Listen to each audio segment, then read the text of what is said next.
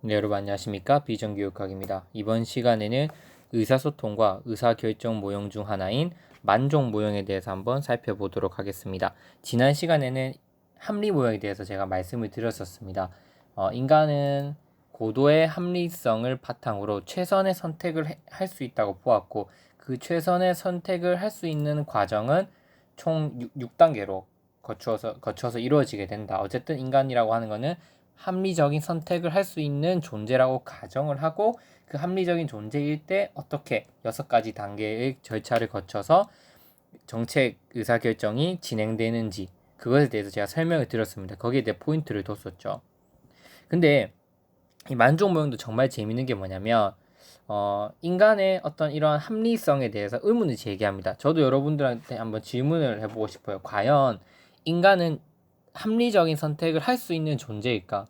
이런 질문을 여러분께 한번 드려보고 싶습니다. 만약에 인간이 합리적인 선택을 할 수 있는 존재라면 그 세계 대공황이라고 하든지 아니면 전쟁이라고 하든지 이런 것들이 일어날 이유가 없겠죠. 합리적인 판단에 의해서 모든 걸 결정을 내렸다면. 하지만 그렇게 하지 못한다고 보는 이제 시각이 나오기 시작했던 겁니다. 물론 합리성을 가지고 있는 건 맞다, 인간이. 하지만 인간이 가지고 있는 합리성은 제한되고 불완전하다고 보는 관점이 만족 모형이에요. 그 포인트 여러분들이 잘 기억해 두셔야 됩니다. 이 만족 모형을 처음으로 주장한 사람이 이제 사이먼이라는 학자입니다. 사이먼. 이 사이먼이라고 하는 학자가 이제 36년에 1936년쯤에 이제 시카고 대학을 졸업하고 한 1950년대쯤에 이제 카네기 공대로 이제 가게 됩니다. 그곳에서 이 사이먼이 초점을 둔 건 뭐였냐면 바로 인간의 인지 능력 한계입니다. 인간이라고 하는 것은 이제 세계대전과 대공황을 거치면서 합리성을 가지고 있는 건 맞지만 제한된 합리성을 가질 수밖에 없다. 인간이 가지고 있는 의사결정은 불확실하고 정보 수집 안에서도 뭔가 다양한 제약을 받기 때문에 효용을 최대화시키는 것은 불가능하다고 본 거예요. 그 효용을 최대화시키는 게 불가능하다면 어떻게 해야 되냐? 인간이 의사결정을 내릴 때는 우리가 주어진 선안에서 어느 정도 만족을 하는 선안에서 의사결정을 내리는 게 인간이라고 보는 거예요. 다시 한 번 더 말씀드릴게요. 이 만족 모형에서 만족은 뭘 의미하냐면, 다시 말씀드리지만 인간은 제한된 인지 능력을 가지고 있고, 즉 제한된 합리성을 가지고 있고, 아무리 정보 처리 능력을 많이 가지고 있어도 이제 인간의 이 뇌는 제한적이라고 보는 거예요. 인간이 가지고 있는 일반적인 관점에서 봤을 때. 그리고 인간이 하는 의사결정은 미래도 불확실하고 현재도 불확실하며 정보 수집 관점에서도 무수히 많은 정보를 얻을 수는 없다는 거예요. 다양한 제약에서 정보를 수집할 수밖에 없어요. 그러면 이 관점에서 우리가 효용성을 최대화하는 건 불가능하다고 봤어요, 사이먼은. 그래서 인간이 내리는 의사결정은 뭐냐면 어느 정도 그냥 만족하는 선에 딱 도달했을 때 그 선에서 의사결정을 내리게 된다고 본 거예요. 그렇기 때문에 이 제목이 만족 모형이라는 겁니다. 이해되시죠? 그래서 시험에 나올 수 있는 게 뭐냐면 사이먼이 주장한 제한된 합리성이에요. 이게 용어 자체가 있습니다. Bounded Rationality라고 해서 이 제한된 합리성이라고 하는 게 무엇이냐, 이 부분에 대해서 아마 물어볼 수 있을 거예요. 만약에 나온다면. 이 제한된 합리성에 대해서 이 사이먼은 4가지 측면에서 이야기를 했습니다.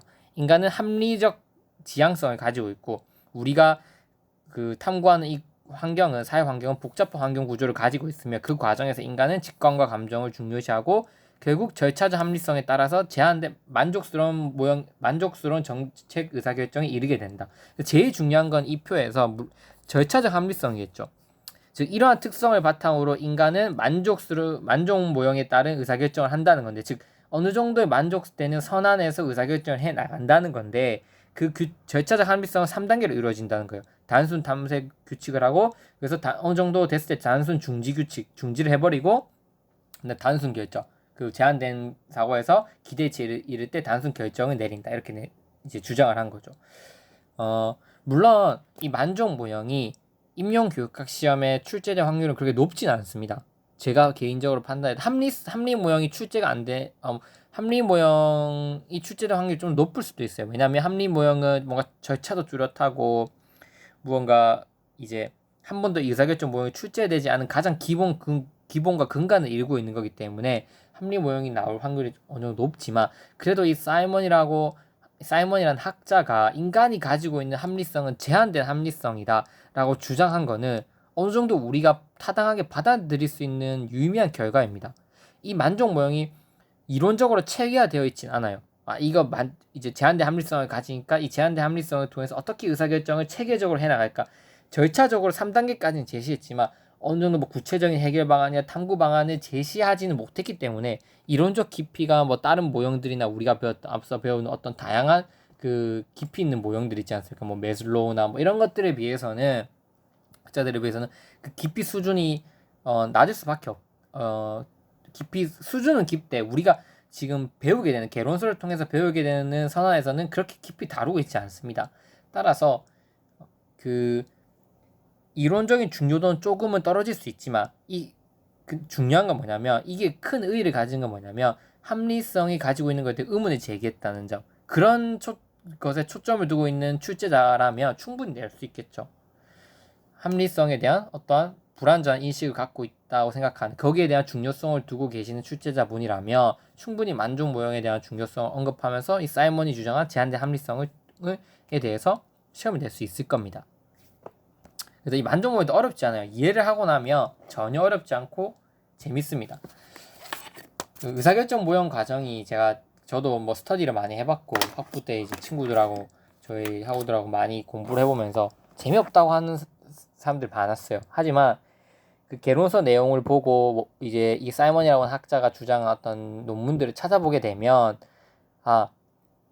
정말로 우리가 공감할 수 있고 그럴 수 있겠구나 하는 것을 하고 또 어느 정도 이해가 가기 때문에 재미도 느껴집니다. 그래서 여러분들이 꼭 기억하셔야 될 건 뭐냐면, 이 강의에서 만족 모형이라고 하는 건 제한된 합리성이구나, 제한된 합리성을 바탕으로 결국 인간이라고 하는 거는 어느 정도 수준에 그냥 만족할 수준에 이르게 된다면 거기서 스톱을 하고 더 이상 탐구할 수 없기 때문에, 이 환경적 측면이나 인간이 가진 인지적 어떤 제한성 때문에 거기서 결정을 해 나가는 방식으로 모든 의사결정이 이루어진다고 보는 게 만족 모형입니다. 그래서 이거 좀 정리를 해본다면, 이 만족 모형은 의사결정에서 합리적인 결정이나 최적 대안을 선택하는 데는 여러 가지 현실적 제약이 있다. 그러니까 합리성 모형은 현실성이 떨어진다는 거예요. 그래, 합리성 모형이 가지고 있는 것은 어느 정도 타당하고 거기에 대해서 완전히 반대하는 게 아닙니다. 동의할 만하지, 거기에 대해서 어느 정도 타당하다고 보지만, 근데 현실적으로는 과연 그게 가능할까? 불가능하다고 보는 데서 출발한 거였어. 어쨌든 간에 현실적 제약이 있다. 그래서 어느 정도 동의할 만한 차선 대안을 선택하게 된다, 인간은. 그럼으로써 제한된 합리성을 찾을 수밖에 없다는 의사결정 과정 모형이라고 볼 수 있습니다. 이 사이먼 학자가 얼마나 대단하냐면, 이 사이먼 학자 이전까지는 이 주류 경제학에서 인간은 항상 합리적인 바탕으로 무언가를 다 이루어낸다고 보고 가정을 하고 들어와서 모든 것들을 설명해 나갔습니다. 하지만 거기에 대해서 반문과 이의를 제기한 최초의 학자였기 때문에 우리가 어느 정도 유의미하게 봐야 된다고 저는 생각을 하는 거죠. 중요한 거는 최적 대안 선택에는 현실적 제약이 있기 때문에 우리는 차선 제약을 선택할 수밖에 없다. 자, 인간이란 뭘로 보냐면, 사이먼은 객관적으로 의사결정을 위한 개념적인 틀, 정보, 가치 등이 제공된다고 할지라도 대안을 찾고 결과를 예언하는 데는 능력의 한계가 있다고 보았다. 우리가 인간이라고 하는 건 어느 정도 능력 한계가 있다는 걸 보고 들어간다. 따라서 현실적으로 인간은 최적의 대안을 선택할 수 없고 단지 만족할 만한 대안을 선택한다고 보았습니다. 합리 모형과 같이 완전 무결한 합리성이 아니라 그렇다고 만족 모형이 합리성을 아예 거부하는 게 아닙니다. 제한된 합리성을 주장하는 겁니다. 인간의 선택은 제한된 합리성을 바탕으로 한다. 여기서 제한된 합리성, 즉 bounded rationality라고 하는 것은 능력의 한계가 있는 현실적인 인간이 도달할 수 있는 합리성이다. 정책 결정자가 자신의 주관적 판단으로 최선의 것이라고 믿어지는 대안을 선택해서 의사결정했을 때 실현되는 주관적 합리성이다. 여러 가지 어느 정도 탐구하고 내가 가지고 있는 인지적인 관점에서 뭔가 분석한 다음에 어느 정도 만족성이 됐을 때 거기서 스톱을 하고 의사결정을 내린다는 거죠. 근데 그 의사결정은 최선이고 최대의 어떤 가치를 가진 의사결정 아니 인간은 그 자체에 도달할 수 없다고 보는 거예요. 어떻게 인간이 완벽한 그 관점에 도달할 수 있겠습니까? 그러면 이런 사회적 문제들이 발생하지 않겠죠. 즉 어느 정도 도달하고 하다가 자기가 할 수 있는 수준 안에서 최대치의 어떤 합리성을 발휘하고 거기서 스톱하고 중지를 하고 의사결정을 내린다고 보는 겁니다. 그래서 이 사이먼이라고 하는 그 학자가 주장하신 이제 제한된 합리성은 뭐냐면 이렇게 이야기를 합니다. 인간의 합리적 행동은 과업 환경 구조와 행위자의 계산 능력을 양날로 하는 가위에 의해 형성된다. 제한된 합리성의 원리는 합리성을 추구하는 불완전한 인간과 환경 구조를 기본 요소로 하고 그러한 조건에서 대안을 찾아가는 탐색이 주요한 전략으로 제시될 것이다 이렇게 보는 겁니다. 그래서 인간의 결정은 뭐냐면 이 복잡한 과학 환경과 인간이 가지고 있는 어떤 계산 능력이 상호작용하면서 그 안에서 인간이 최소한의 어떤 대안을 찾아 나가는 그 과정 자체가 제한된 합리성이라고 사이먼은 주장을 한 겁니다. 그리고 이 네 가지를 주장을 하자 보면 지금 강의가 길어져서 끊고 가도록 하겠습니다.